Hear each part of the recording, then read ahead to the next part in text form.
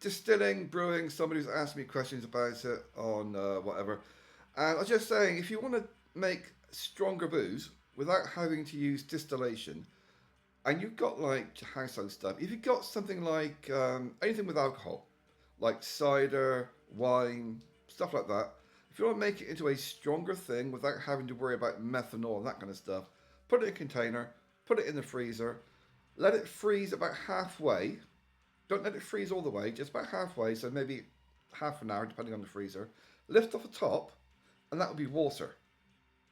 Yep. And what's left behind is going to be the alcohol and the flavor. So it's a way to get a stronger flavor, a stronger alcohol drink. So it's just like one of those things. Somebody's asking me about it. I said, well, you don't have to use a still to get something distillation strength alcohol. So yeah, little thing you can try. That's what I used to do. Um,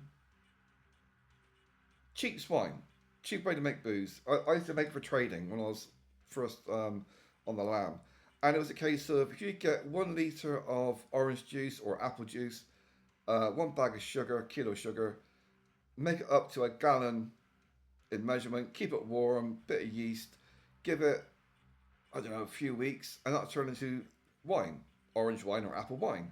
You can use that for trading. But if you leave it outside in the winter when it's back when we had winter, or freeze it off a little bit, that becomes like a 20% alcohol. It's just little tips and tricks you can try.